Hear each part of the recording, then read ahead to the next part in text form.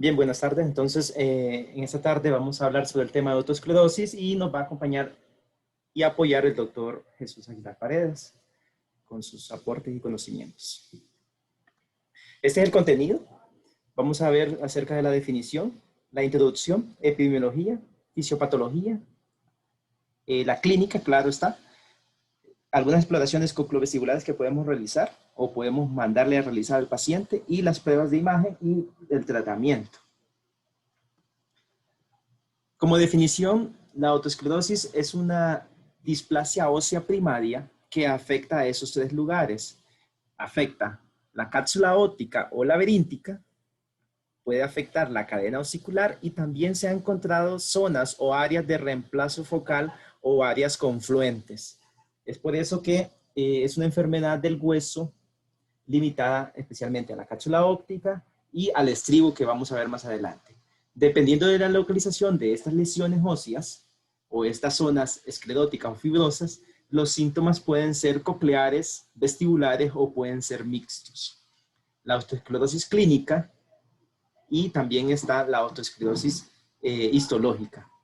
Pero la clínica más típica corresponde a focos lesionales que alteran a nivel de la platina del estribo en un 80%. También puede estar afectada la ventana oval, como queda cerquita, ya vamos a ver las imágenes, hasta un 30%. Puede tener zonas pericocleares y zonas del acueducto del auditivo interno, y también se ha descrito zonas u otras localizaciones raras como que afecta el martillo, el yunque, el conducto del facial, los conductos semicirculares y el acueducto, como decía el doctor. Entonces, repasemos la historia desde Valsalva, que es un anatomista, fue el primero que describió en el año 1704 la anquilosis del estribo, después de haber inventado, a él se le atribuye también el término de trompa de Eustaquio. Cerca de el inglés de 1841, el inglés Toynbee describió la fijación del estribo a los bordes de la ventana vestibular como causante de una sordera de transmisión, y él recopiló 39 casos similares en una serie de 1.600 disecciones de cadáveres de peñascos. Y Politzer, en 1893, después de haber demostrado que la anomalía está a nivel de la ventana vestibular, fue el primero en utilizar el término de autoesclerosis. Pero por último, Siebenmann, en 1912, él encontró diversas anomalías óseas que observó al microscopio, donde el hueso se transformaba en un hueso esponjoso. Y ahí entonces agregó que cursaba con un término diferente a autoesclerosis, que se llama autoespongiosis. Entonces, hablar de autoespongiosis es como un paso antes de la autoesclerosis.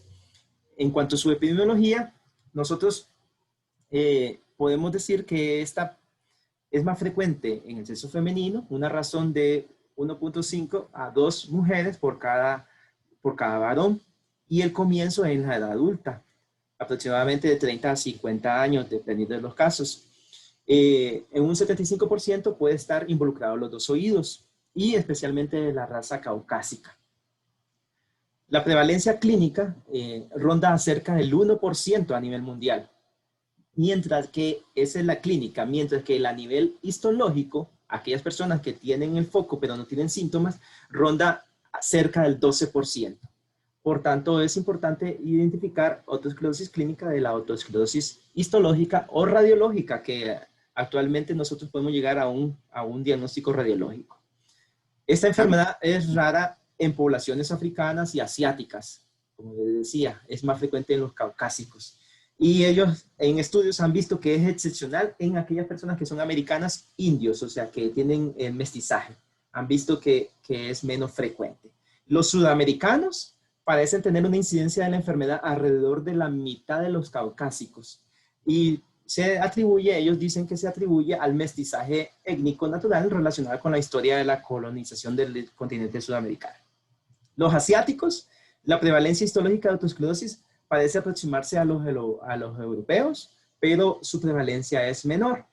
Es así como nosotros podemos ver que se ha relacionado en un 20 o 25% en familiares de primer grado. Esto es muy importante en los antecedentes preguntar si hay personas sordos en la familia. ¿Por qué? Porque se ha visto que tiene un rasgo autosómico dominante, pero una penetrancia no es del 100% o del 50%, sino que hasta un 40%.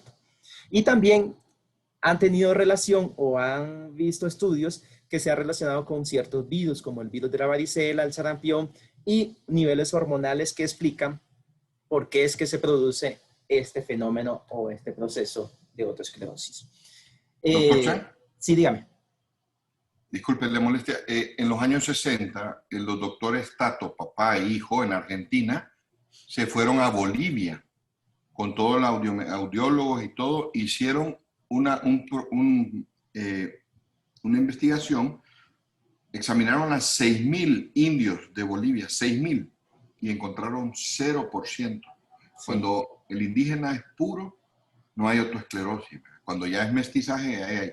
Pero solo colaborando con lo que usted dijo de las áreas de los indígenas y de los asiáticos, que es un poquito menos, y en indígenas puros no hay autoesclerosis. No hay, sí, sí, no se encuentra, sí, correcto. Actualmente estas son las teorías o las hipótesis que se relacionan de acuerdo a muchos estudios que han realizado de autoesclerosis. Es por eso que actualmente no se dice que es una sola teoría o una sola hipótesis, sino que involucra varios, o sea, que es multifactorial. El conjunto de los diferentes factores que producen esta enfermedad.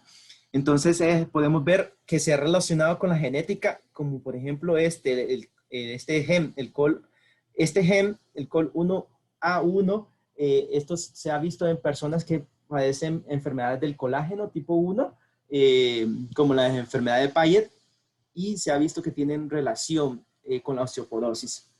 También con los IECAS, con las prostaglandinas, en cuanto a la genética. Otros, por ejemplo, han relacionado con el metabolismo óseo, con procesos inflamatorios, con interleucina 6, que causan problemas en el oído, o que activan las células para que éstas se degraden, o que activan los osteoclastos para que degraden el huesito, y después se produzca la fibrosis o la esclerosis. También han relacionado hipótesis como autoinmunes con las anticolágeno tipo 1, el virus del sarampión. En estudios alemanes, ellos estudiaron a 1.600 personas mayores de 25 años y ellos vieron que estaba reducido la incidencia en estas personas que no tenían ni autoesclerosis histológica ni clínica, porque habían sido vacunados con la vacuna del sarampión. Y otra de las teorías acertadas es con los niveles de estrógenos. Por ejemplo, en las mujeres, como vimos, es más frecuente en mujeres de 2:1, en hombres, y especialmente cuando la persona está embarazada, es cuando se disminuyen los estrógenos, y aquí es cuando las personas pueden cursar con hipoestrogenia, y que puede cursar con o puede aumentar la incidencia de esta enfermedad. Y con la aparatormona, que nosotros sabemos que es la generadora del calcio. Entonces, en cuanto a la patología, la autoesclerosis realmente es una displasia ósea primaria, limitada a la cápsula óptica o laberíntica. Y esta cursa con varios, como les decía, con unos focos o varios focos de displasia en sí, en el órgano. La variedad o ellos pueden variar de diferentes tamaños y localizaciones, pero en sí se ubica en la zona de la cápsula óptica, especialmente, ya vamos a ver los cortes histológicos, en una estructura que es la físula antifenestral, acá, en esta. ¿Por qué? Porque esta menciona en los artículos que es un vestigio óseo cartilaginoso, y esta es una hendidura que se encuentra anterior a la ventana oval. Aquí es la ventana oval y aquí es donde se articula, o aquí donde se localiza la platina del estribo. Entonces, en esta físula antifenestral se encuentran el 90% de las localizaciones. Por eso que cuando hay afectación o la displasia ósea en este lugar, va a afectar a la ventana oval, porque acá está la ventana oval. Otra de las localizaciones es la ventana redonda o la segunda frecuencia, hasta un 30% de los casos. Pero aquí les escribí los 7 lugares o o los vestigios embrionarios del desarrollo de la cápsula óptica que quedan como, que no se desarrolla, que quedan como una forma de cartílago y que pueden afectarse o pueden desarrollar, pueden cursar con focos de otoscleróticos. Una de ellas ya la hemos mencionado, la fístula antifenestral, el otro es la apofenestral y la otra es la lámina media encondral, la ventana redonda, los conductos semicirculares, la sutura petroescamosa, la base de las apófisis estiloides. En sí son varios lugares, pero los dos lugares donde se ha encontrado realmente es la fístula antifenestral en un 90% y en la ventana redonda en un 30%. Ahora, cuando ya afecta la ventana, la fístula antifenestral, entonces acá en la parte anterior ya va a afectar lo que es la platina del estribo y va a afectar la función de esta. Ya vamos a ver cómo los cortes histológicos. Entonces, en la patología, nosotros, ¿qué es lo que podemos encontrar? Se han hecho estudios, post-mortem y también de las personas que se le resecan parte de la displasia, se encuentran focos recientes y encuentran numerosos osteoclastos y osteocitos muy heterogéneos en el foco otosclerótico. Acá está. Ya cuando estos osteoclastos se vuelven antiguos, se vuelven fibrosos, ya entonces ahí encontramos la segunda fase. Entonces, la primera fase es, las personas cursan con una fase de otoespongiosis. ¿Qué significa esto? Que los focos se caracterizan por una intensa actividad osteoclástica.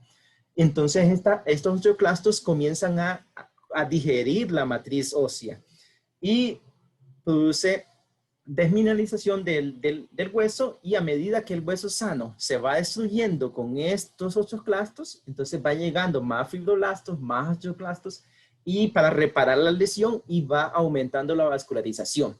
Es por eso que en esta etapa de la fase otoesponjiosis se encuentra muy vascularizada y se encuentra muy rodeada o llena de fibroblastos y osteoclastos que están haciendo ese proceso.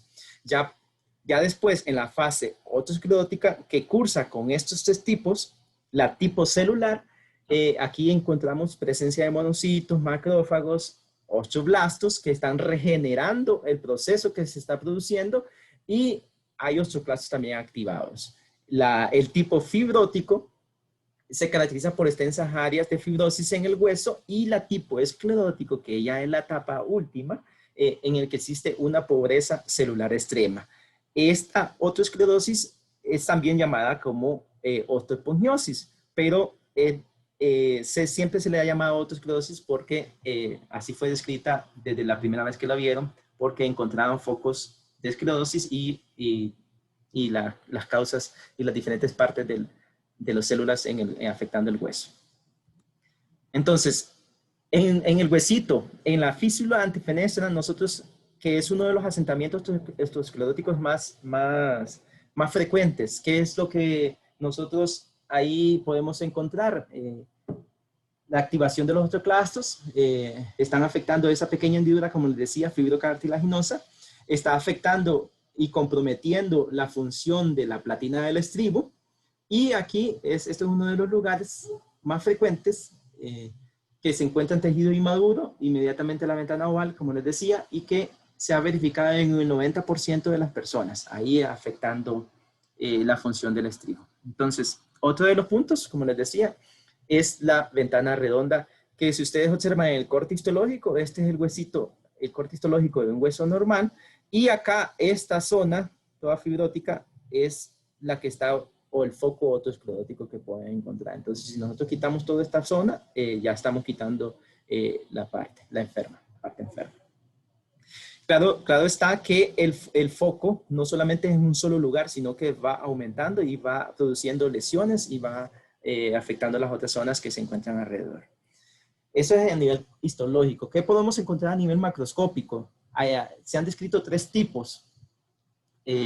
La tipo 1, que es donde se encuentra la fijación o el foco fijando la platina en el borde anterior de la ventana. Es esta platina delgadita que solo está ligeramente fijada a la ventana oval, habitualmente en su porción anterior al estribo, y se puede extraer con facilidad. la platina y no se fragmenta. Uno quita el foquito y todo lo que es la estructura del estribo, ¿verdad? La platina y su estructura.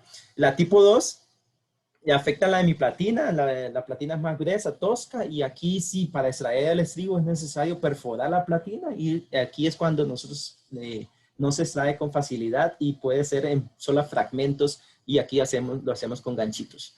Y ya la tipo 3, cuando toda la platina está afectada, es un foco otosclerótico grueso, en ocasiones puede llegar a ocupar hasta la totalidad de la ventana oval, dejando a ser única solamente, y que estas vale más que solamente es en un 5% de los casos donde está involucrada. Entonces, en la mayoría de los casos es el tipo 1 y tipo 2 que encontramos. No sé, el doctor, si él, bueno, cuando retiras el estribo y la platina, se le fragmenta, me contaba, y algunos que se le han venido completitos. Chan, Sí. en 17 años llevamos, no todas las otoesclerosis se pueden operar, pero hemos hecho 120 cirugías de estapedectomías y tenemos 6 pacientes, uno de ellos fue el último de esas fotos que tenés, que toda la platina estaba afectada y tuvo que salir todo el estribo. No se pudo hacer la microfenestra, sino que tuvo que hacer la estapedectomía completa, y te estaba confirmando el 5% que decís. Sí. 6 de 120, 5%. Sí, correcto. Ah, vale. Sí. Entonces, nosotros en la clínica, ¿qué podemos encontrar? Estos pacientes, empezando con la edad, es una persona adulta que cursa con una hipoacusia progresiva, más o menos de 30 a 50 años. Tenemos que investigar el antecedente familiar, claro está, siempre recordando ese 40% de dominancia que puede estar involucrado un paciente, un familiar. Pero en un tercio de los pacientes, o sea, el 75% cursan también aquejan acúfenos, y también tienen síntomas vestibulares, hasta un 25%, pero ¿qué pasa? La otoscopía puede ser normal, pero en un 10% nosotros podemos encontrar este signo, que es el signo de Schwarz positivo, que es una mancha, la mancha rosa retrotimpánica a nivel del promontorio, que acá esto indica un foco de otosclerosis evolutivo a este nivel. Y este es lo que constituye el signo de Schwarz. Es excepcional, pero en un 10% de los casos se puede encontrar. Claro está que nosotros debemos de siempre hacer diagnósticos diferenciales, ¿verdad? Como afectación del bulbo de yugular. El RINE, la prueba en la acumetría, la prueba RINE es negativo, siempre favoreciendo la parte ósea. Como hay una gran fijación del estribo y hay una resistencia de los huesecillos, entonces ahí la parte ósea es más fácil la transmisión del sonido, y el Weber está lateralizado hacia el lado enfermo, hacia el lado que tiene la afectación. Nosotros debemos de realizarle sus exploraciones cocleares, empezando con las cocleares, con la audiometría tonal, donde podemos encontrar que tiene una triple utilidad. Número 1 es diagnóstica, número 2 pronóstica, y también médico-legal. Siempre recordar la parte ética, ¿verdad? O la parte médico-legal. Es indispensable hacer diagnóstico para que hagamos el diagnóstico positivo, un seguimiento a largo plazo de la enfermedad, y estos pacientes cursan con una sordera de transmisión. Y en ocasiones también pueden cursar con una sordera mixta, o sea, de transmisión y neurosensorial, porque está afectando la parte ósea, la parte coclear. Por lo general, el curso de la enfermedad realmente se encuentra en transmisión, en una sordera de transmisión. Doctor Chan. Entonces, ¿sí? Vi que solamente comentando eso que usted dijo del legal, venía una paciente de Copán. La remitió un colega, llegó otro colega aquí sin decir nombres. Viejito, venite, tenemos una estapectomía el sábado, venite con todo. Espérate, viejito, le digo. Sí, y ya me enseñó la audio de Copán, de alguien por ahí. Espérate, le digo. Necesito que se haga. Aquí los audiólogos han trabajado con los que operaron oído hace 40, 50, 60 años. Entonces tienen bastante experiencia en esa parte, ¿verdad? Entonces yo le hice un control antes de la cirugía a la paciente, que era joven, ponerle 35 años, tenía pérdida unilateral y la que traía decía que era una conductiva moderada severa. Listo para operarla, más sin embargo, el estudio control acá, que siempre es bueno hacer una corroboración de la audiometría, por lo que tú dijiste, mostró que lo que tenía era una secuela de una hipoacusia súbita, o sea que era una sensorial severa, ¿no? Sí, ¿Qué implica eso, maestro? Que usted entra el paciente con expectativas de que le van a arreglar. Y si es sensorial, el estribo está móvil. ¿Ok? claro. Entonces, si nos hubiéramos metido a la cirugía, no lo hicimos obviamente y le explicamos a la paciente, si nos hubiéramos metido a la cirugía sin una buena audiometría o un control confirmando la audiometría de afuera, entonces hubiéramos entrado en una negligencia en el sentido de que hubiéramos operado un oído que conductivamente estaba sano. Lo que le había pasado a él es internamente una súbita y el tratamiento era distinto, no era quirúrgico. Sí. Entonces, lo que usted menciona ahorita, diagnóstico, pronóstico y legal, está muy bien. Sigue adelante. Sí, entonces en la audiometría nosotros podemos encontrar este rasgo característico que en muchos estudios dicen que es patognomónico, que es la caída de la conducción ósea alrededor de los 2000 Hz, que se llama la muesca de Cahar. Esta muesca sabemos que tiene una hipoacusia conductiva moderada, ¿verdad? Más o menos de 20 a 30 decibeles. Y a nivel de los 2000 Hz, entonces va a haber una caída de la conducción ósea, como vemos acá en esta imagen. Hay un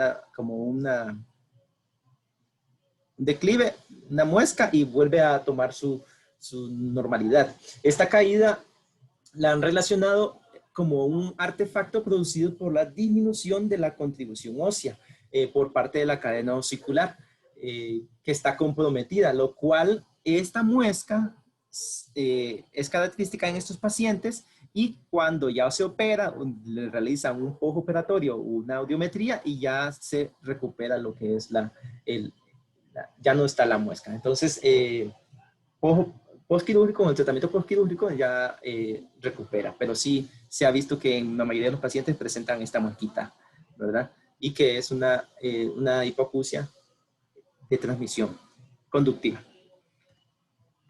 Otra de las cosas que nosotros, aquí, otra de las exploraciones que nosotros podemos realizar es la impedanciometría. Recordemos que la impedanciometría como que se divide en dos partes. Una es eh, lo que vamos a ver, la compliancia, que lo exploramos a través del timpanograma, para ver cómo encontramos la membrana timpánica, y la otra es el reflejo estapedial. Entonces, en cuanto al timpanograma, lo podemos encontrar, o a las curvas de Jäger, lo podemos encontrar normal en etapas iniciales o como les muestro acá en los dibujitos, en la gráfica, donde si hay un compromiso acá, entonces toda la rigidez de la cadena osicular acá, porque está comprometida, el estribo está tomado acá, la curva no se eleva y la complianza está reducida. Y el reflejo estapedial, si recordamos, el reflejo estapedial lo que hace es que el músculo del estribo se contrae cuando hay sonidos intensos y esto es un reflejo. Está comprometido porque el estribo está tomado. Entonces el reflejo estapedial está ausente y en otros estudios han visto que esto tiene como una bimodalidad, que el reflejo al inicio, como por medio de ellos lo registran en una gráfica, lo catalogan como un fenómeno on-off, que al inicio está normal, pero al final está abolido, o está ausente, o está invertido en etapas tardías. Cabal, el on and off, Chan, se da en esa etapa de autoespongiosis que todavía no ha esclerosado completo. Sí. Entonces todavía hay una movilidad pero intermitente. Entonces ahí hay on and off. Entonces eso te dice que debes esperar tal vez un poco más, que madure más la enfermedad para operarlo. Sí.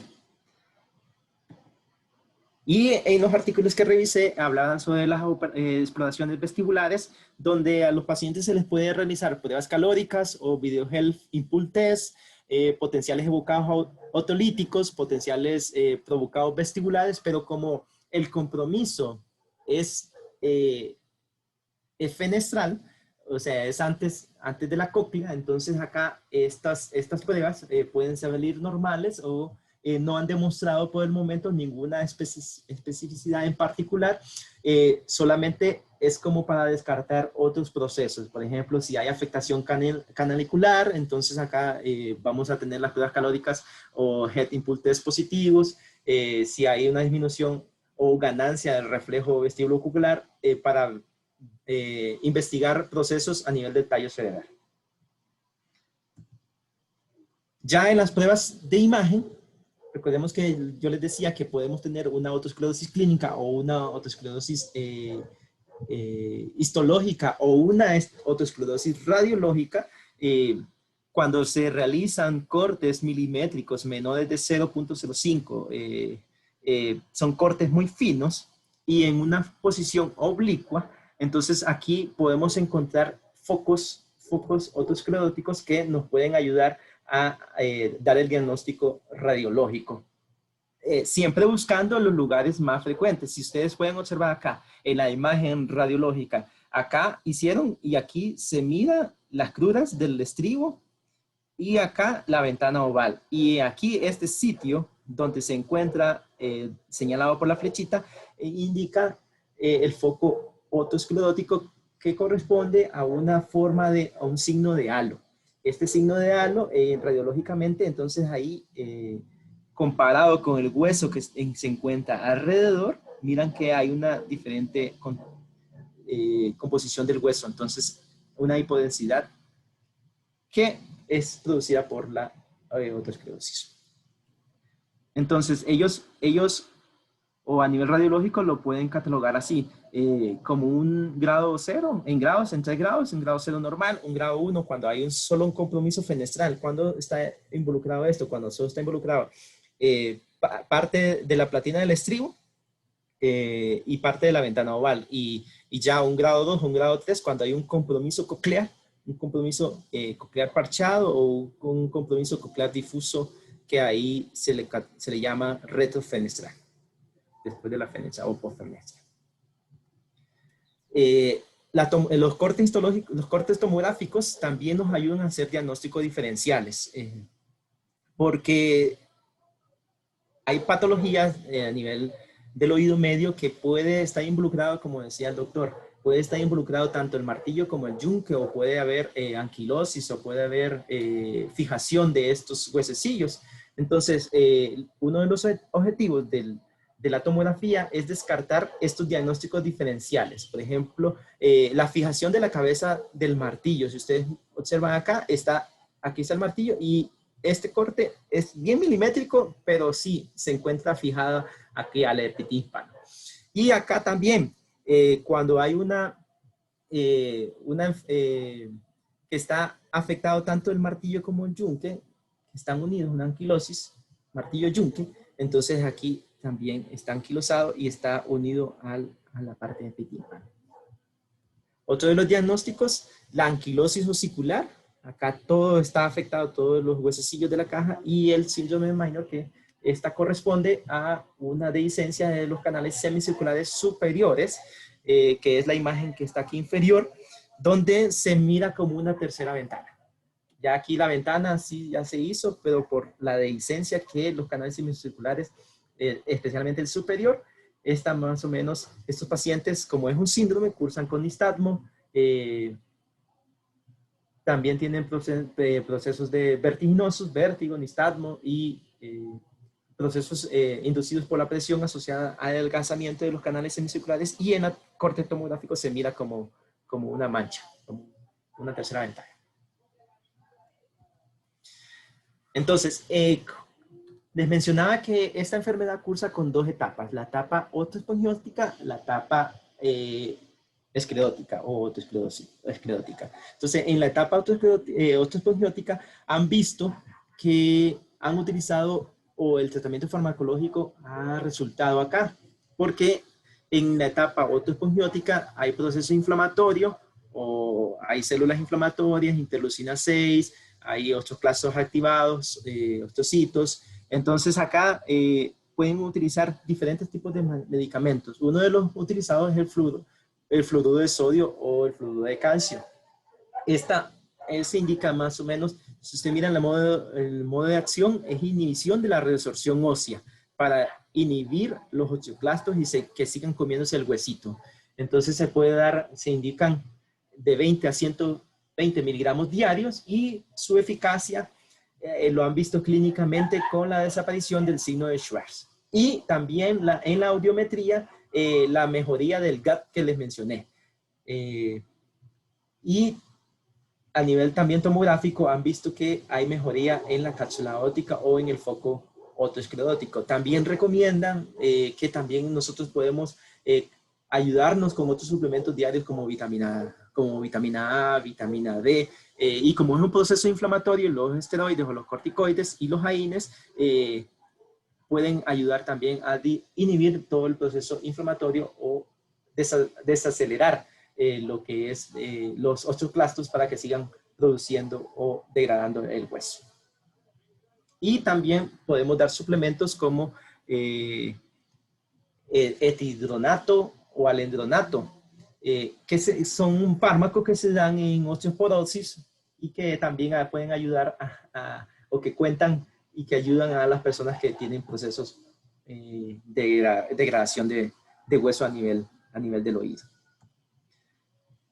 Pero realmente y definitivo, el diagnóstico, el tratamiento es quirúrgico. Ningún tratamiento quirúrgico o farmacológico ha demostrado todavía una eficacia notable y no han hecho estudios como que tal medicamento es efectivo. Sí han visto que disminuye el proceso inflamatorio, el proceso de los osteoclastos, pero realmente el tratamiento que nosotros debemos de darle es el tratamiento quirúrgico a través de la cirugía con adaptación a dioprótesis. Y nosotros tenemos que tener cuidado o explicarle bien al paciente, tener la ética médica o la deontología médica de primer paso, porque debemos de explicarles y debemos de obtener el consentimiento informado a estas pacientes. Debemos de informarle qué le vamos a hacer, porque la mayoría de los pacientes no es que nosotros le hacemos la esteroidectomía o le quitamos el foquito otoesclerótico y van a recuperar 100%, sino que también algunas personas llevan un riesgo de sordera grave y de cofosis. Entonces esas personas deben de estar enteradas del riesgo que puede llegar a ocurrir, ¿verdad?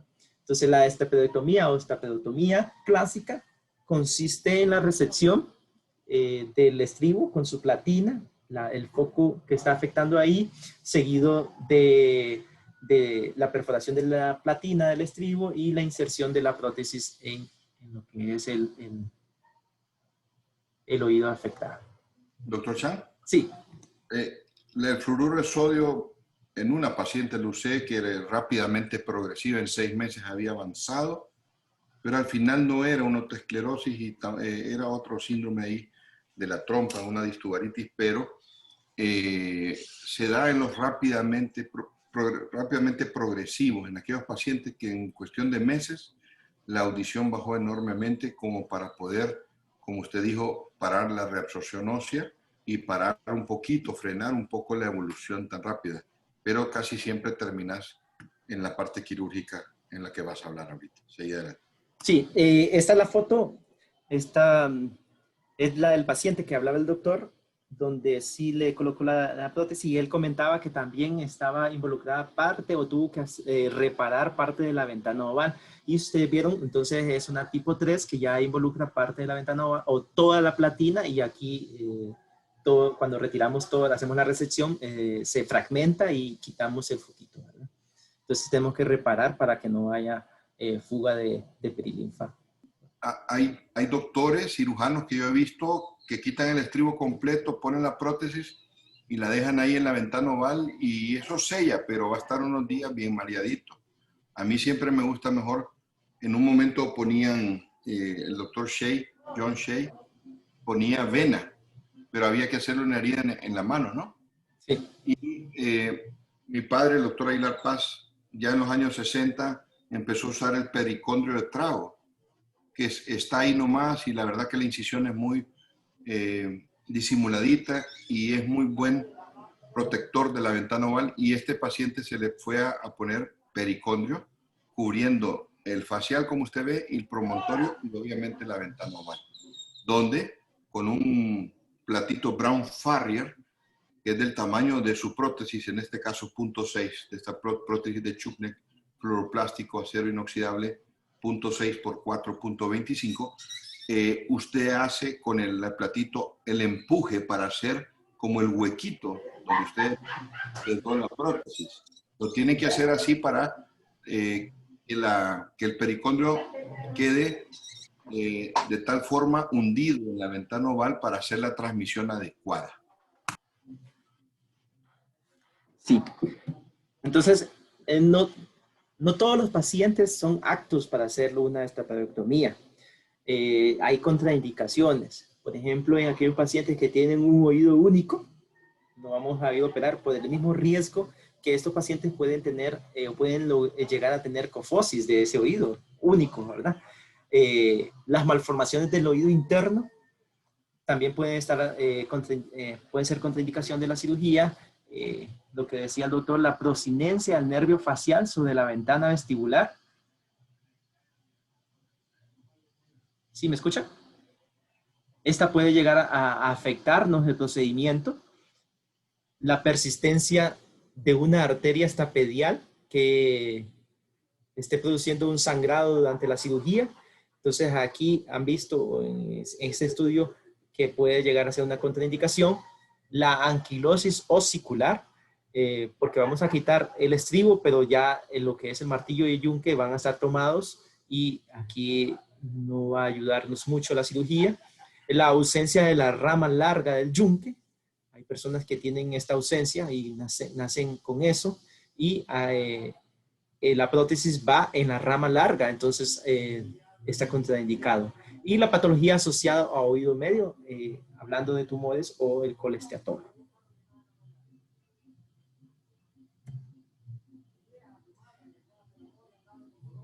Hola, ese es el repaso que les traía en esta tarde acerca de la otoesclerosis. Ya la técnica de la esteroidectomía vamos a verla en una clase más adelante. Como conclusiones, nosotros podemos decir que la otoesclerosis es una causa frecuente de sordera de transmisión adquirida progresiva con un tímpano normal. Desde el punto de vista histológico, se trata de una distrofia ósea limitada a la cápsula óptica que da lugar a la aparición de focos de espongiosis o de esponjificación. Y además del seguimiento que debemos de realizar al paciente y la adaptación después de la prótesis, el tratamiento de referencia realmente es el quirúrgico.